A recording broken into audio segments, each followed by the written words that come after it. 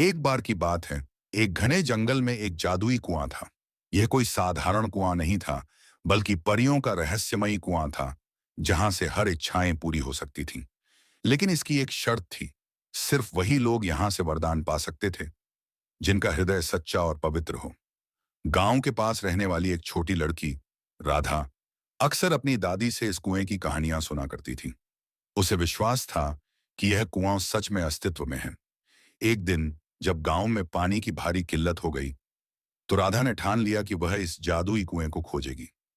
राधा जंगल में गहरी यात्रा करने लगी। रास्ते में उसने एक घायल हिरण को देखा, जिसे उसने अपनी पानी की अंतिम बूंद पिला दी। आगे बढ़ते हुए उसने देखा कि एक बूढ़ा व्यक्ति प्यासा बैठा है। राधा ने बिना सोचे समझे अपना बचा हुआ भोजन उन्हें दे दिया।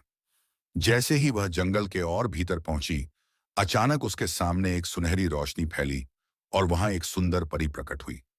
परी ने मुस्कुराते हुए कहा, राधा, तुमने अपनी दयालुता और निस्वार्थता से यह साबित कर दिया कि तुम इस जादुई कुएं के योग्य हो। परी ने राधा को एक चमकता हुआ स्फटिक और क्रिस्टल दिया और कहा, इसे कुएं में डालो और तुम्हारी इच्छा पूरी हो जाएगी।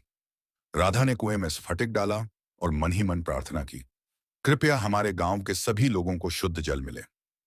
अगले ही पल गांव में एक नया झरना फूट पड़ा।